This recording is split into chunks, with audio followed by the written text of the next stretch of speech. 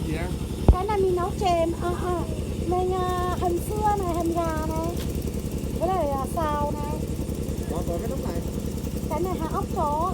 Hả ốc chó, giờ mới giống tôi đống tôi Ốc đống thử đi, tôi. ốc thử đi. Không, ốc chó thì biết. Ờ. Chó thì biết. Ờ. Nghệ đen. Nghệ đen, nghệ vàng. Cái này nghệ vàng.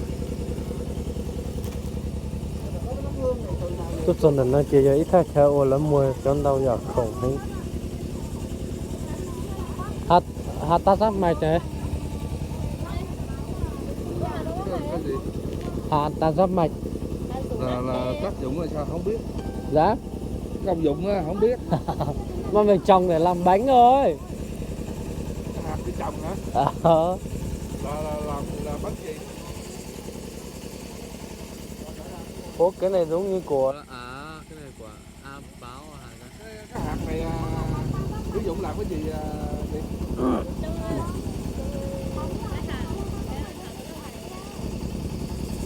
trồng để nó ra hoa đẹp, để mà mình ngắm cảnh hoặc cái nào nó ra như này thì xay bột. Đãi hả? Đãi hả? Mà kìa cho ó được nó tốt dần dần nó kìa.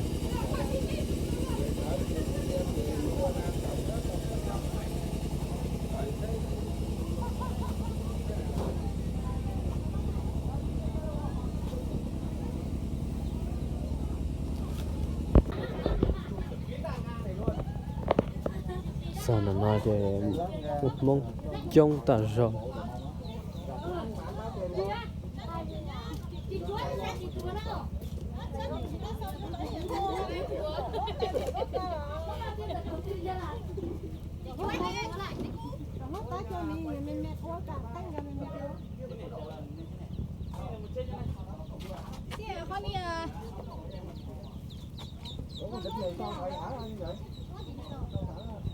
Đó.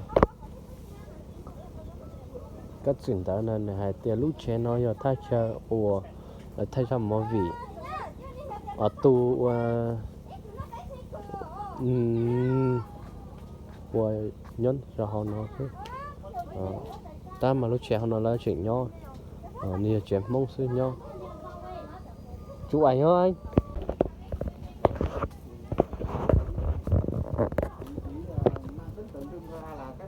không cái này của người ở nhà luôn Chắc là cái nhà này dẫn họ dẫn sinh hoạt. đây này nhà vẫn sinh hoạt đây này.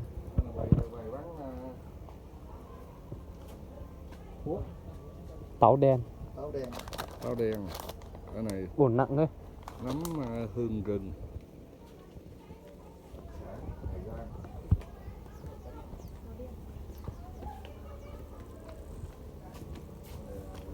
Ở đây người ta có thuyết minh cho mình hiểu không mấy gió? Ở đây không, vào nhà Vương mới có. Dạ hả? Ở đây là họ bán những cái này gỗ cái bằng gì gọi là gỗ lũa. Lúc nào thì tôi này nó một món trông thấy này, sẽ là tôi nhiều xì tàu thấy.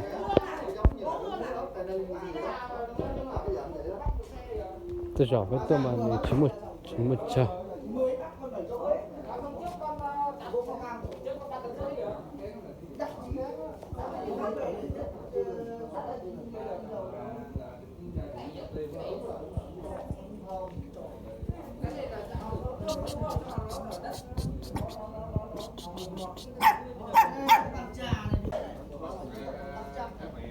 Dạo cổ lam. Dạo cổ lam này cũng đặc sản ở đây.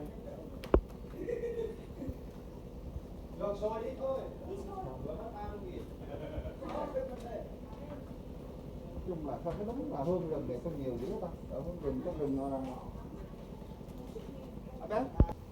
thì cái người y xe nó ông Môi xe là cái nhà tiên tri đó, tức là ông nói ông kêu là bây giờ là ai mà mần một cái con dê Hôm nay chỉ mua nền cho nhốt giấy tới chạy tôi thế, xin nét bỏ chỉ mua tóc tôi nó cho thì nó nhưng bữa nay cho nền rồi nhốt giấy tới chạy nó chỉ mica tới tôi nữa đó chỉ lấy thả lưu nhà doanh nhà lấy cái hay là tiếng Anh á nó nhân lại tiếng Anh chứ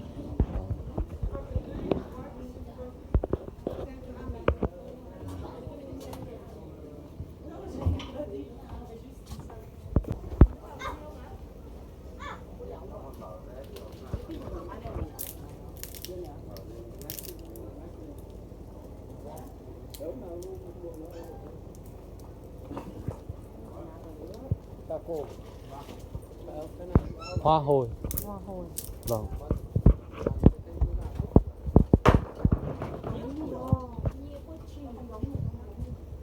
Cho nên này mới lấy trà.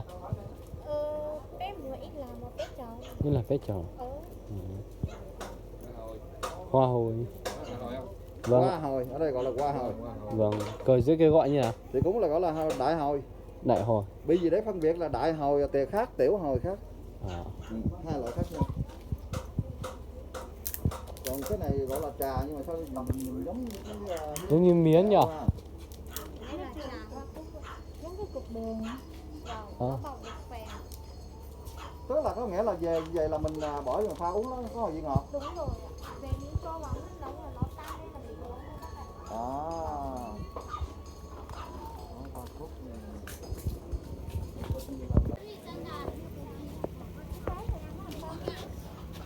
Dạ. Trái mận mà. Trái đào. Chưa chín đâu. Đó là mỏng đó hả? Vâng ạ. Nó chưa chín, chưa lớn.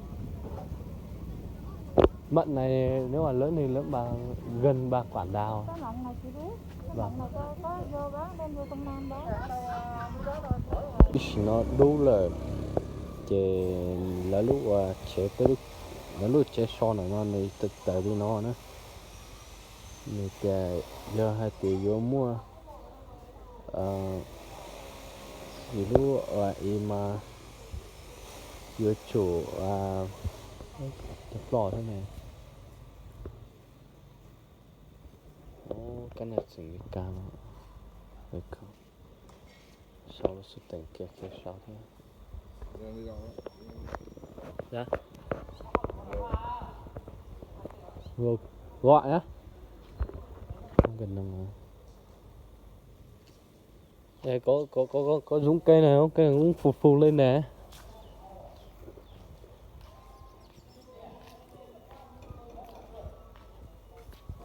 Nói ấy trong đông nừ thì họ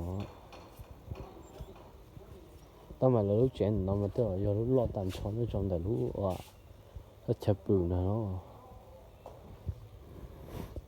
nhớ trong đại lúc thứ bản là nó này cho ba thế ôn tao mình đọc tao rồi được số